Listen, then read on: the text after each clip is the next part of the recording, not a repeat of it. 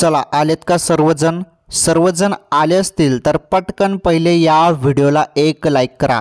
मुख्यमंत्री माझी लाडकी बहीण योजनेसंदर्भात अतिशय दमदार अपडेट आलेला आहे, अतिशय महत्त्वपूर्ण अपडेट आलेला आहे।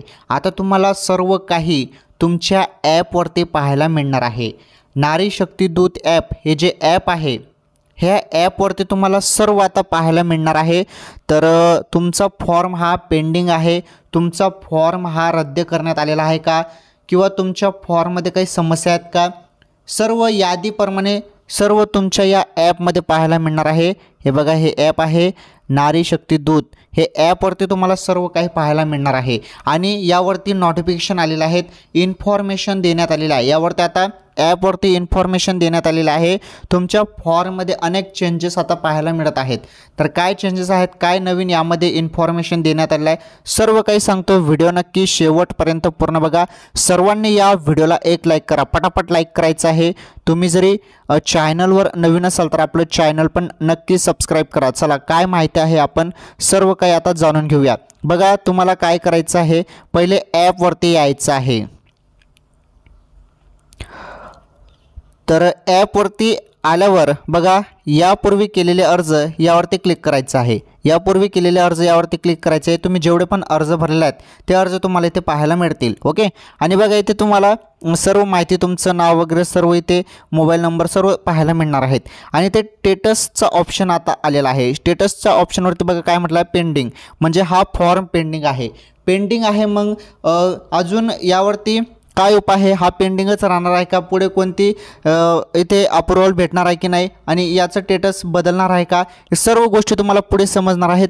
इन्फॉर्मेशनमध्ये माहिती देण्यात आली आहे, ती माहिती आपण बघूया। बघा, तुम्ही या फॉर्मवरती क्लिक केलं, यावरती क्लिक केलं तर बघा पुढे काय ऑप्शन येत आहे, पुढे असा ऑप्शन येत आहे बघा, मुख्यमंत्री माझी लाडकी बहीण योजना इन पेंडिंग टू सबमिट असं दिलं आहे। इथे तुम्हाला बघा इथे हे एडिटच्या ऑप्शनवरती आता हे पाहायला मिळत आहे बघा, असं हे चिन्ह पाहायला मिळत आहे। ओके, हे इन्फॉर्मेशनचं चिन्ह आहे।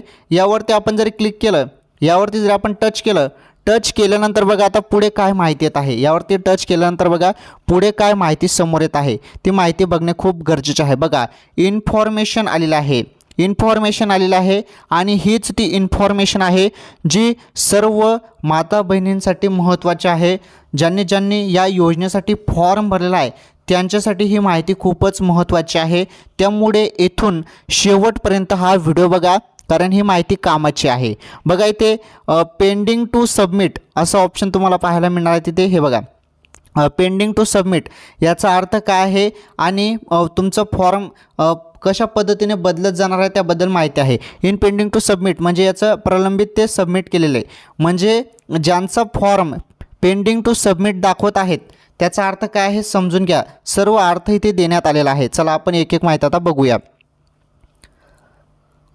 हे बघा, प्रलंबित ते सबमिट केलेले म्हणजे सर्वेक्षण भरलेले आहे परंतु अद्याप पुनरावलोकनासाठी सबमिट केलेले नाही।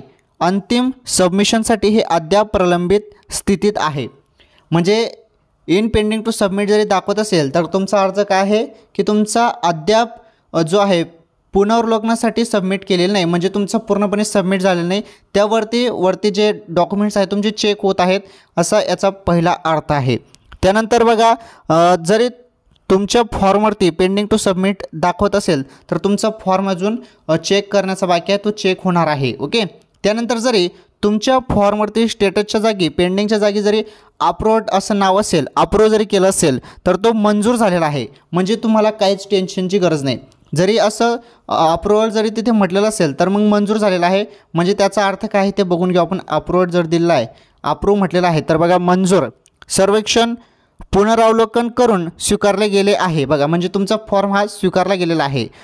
सबमिटरकडून आणखीन कोणतीही कारवाई आवश्यक नाही। आता तुम्हाला काहीच करण्याची गरज नाही, म्हणजे तुम्हाला काहीच बदलायची गरज नाही। तुमचे डॉक्युमेंट सर्व व्यवस्थित आहे, तुम्ही जी माहिती भरलेली आहे ती पूर्णपणे सत्य भरलेली आहे, आणि तुम्ही या योजनेसाठी पात्र आहात, म्हणजे तुम्हाला मंजुरी मिळाली, म्हणजे अप्रूव्ह म्हटलेलं असेल तिथे। ओके, अप्रूव्ह म्हटलेलं असेल। त्यानंतर काही जणांना असं ऑप्शन येईल, हे बघा, इन रिव्ह्यू ज्यांना ऑप्शन येईल त्याचा अर्थ काय असणार आहे बघा, पुनरावलोकनात म्हणजे सर्वेक्षण सध्या पुनरावलोकनकर्त्याद्वारे मूल्यांकन केले जात आहे, सबमिटर फीडबॅक किंवा मंजुरीची वाट पाहत आहेत. म्हणजे तुमचा रिव्ह्यूमध्ये आहे, वरती तुमचा फॉर्म अजून चांगल्या पद्धतीने चेक होत आहे आणि त्याला लवकरच सबमिट मिळेल किंवा जरी त्यामध्ये काही चुकी असेल तर तिथे तुम्हाला ती चुकी दाखवण्यात येईल. म्हणजे तुमचा फॉर्म हा रिव्ह्यूमध्ये आहे असं इथे त्याचा अर्थ होतो इन रिव्ह्यूचा.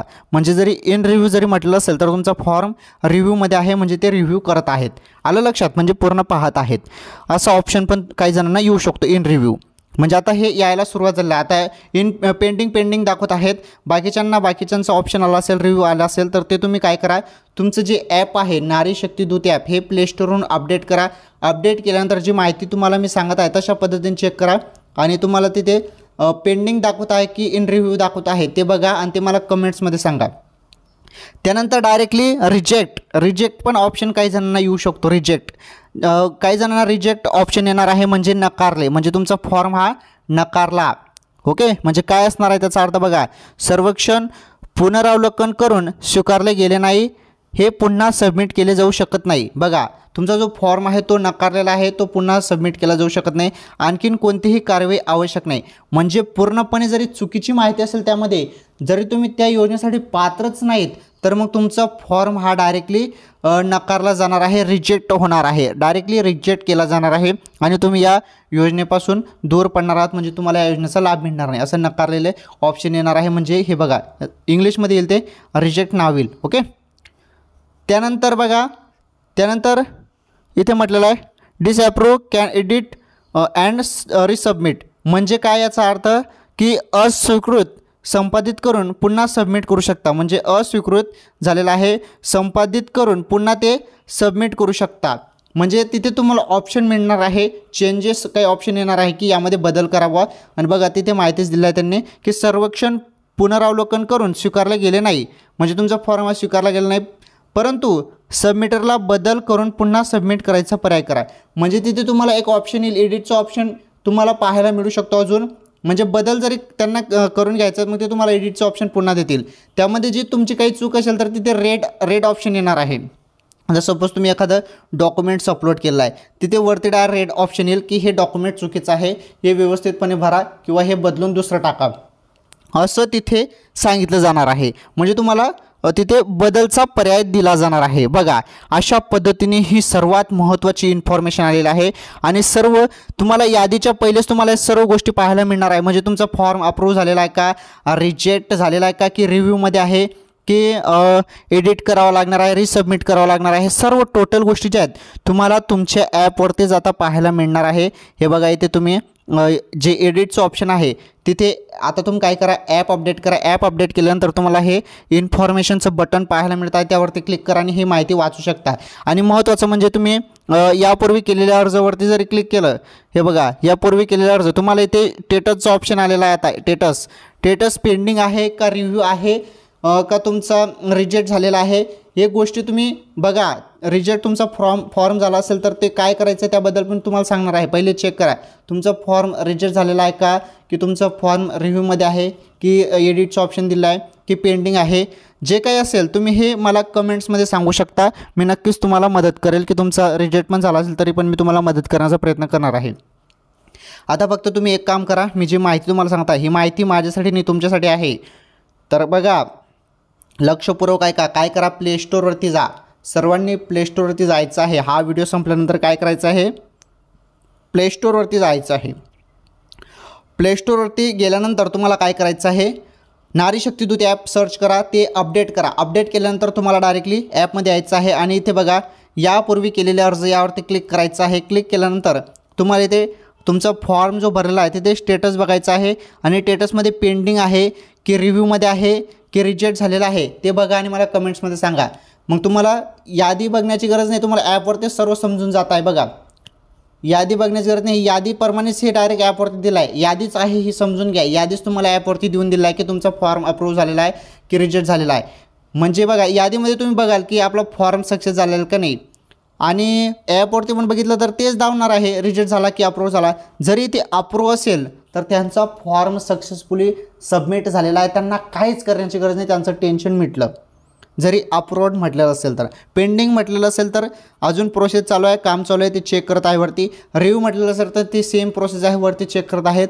आणि जरी अप्रूव्ह म्हटलं असेल तर तुमचा फॉर्म सबमिट झाला आहे. नंतर एडिटचा ऑप्शन येईल तुम्हाला रिसबमिटचा. तो रिसबमिटवरती क्लिक केल्यानंतर तुम्हाला रिसबमिट म्हणजे पुन्हा तुम्हाला तो अर्ज व्यवस्थित काही त्यामध्ये दुरुस्ती करून बदल करून तुम्हाला ते परत सबमिट करावं लागणार आहे. अशा पद्धतीने यामध्ये सर्वात मोठा हा बदल होणार आहे. ओके, तर बघा, मुख्यमंत्री माझी लाडकी बहीण योजनेसंदर्भात ही खूपच महत्त्वाची अपडेट होती आणि आताची आलेली ही सर्वात मोठी अपडेट होती आणि सर्वात महत्त्वाची अपडेट होती. आणि सर्वप्रथम ATP गुरुजी यूट्यूब चॅनलवरही तुम्हाला माहिती पाहायला मिळालेली आहे. त्यामुळे सर्वांनी या व्हिडिओला लाईक करा, या व्हिडिओला जास्तीत जास्त शेअर करायचा आहे. हा व्हिडिओ जास्तीत जास्त ग्रुपमध्ये शेअर करा, सर्व ठिकाणी हा व्हिडिओ शेअर करा. आणि तुम्ही चॅनलवर नवीन असाल तर आपल्या चॅनल पण सबस्क्राईब करा, कारण ऑथेंटिक नवीन अपडेट, लेटेस्ट अपडेट, छोटी असो किंवा मोठी असो, सर्व माहिती, सर्व लाडकी बहीण योजनेसंदर्भात सर्व माहिती तुम्हाला आपल्याच चॅनलवरती पाहायला मिळत असते. त्यामुळे चॅनल तुम्ही नक्की सबस्क्राईब करा. चला, आजच्या या व्हिडिओमध्ये एवढंच. व्हिडिओ पूर्ण बघितल्याबद्दल तुमचं मनापासून धन्यवाद. लाडकी बहीण योजनेसंदर्भात काही नवीन अपडेट किंवा माहिती असेल तर पुढील व्हिडिओमध्ये तुम्हाला सांगतो. धन्यवाद.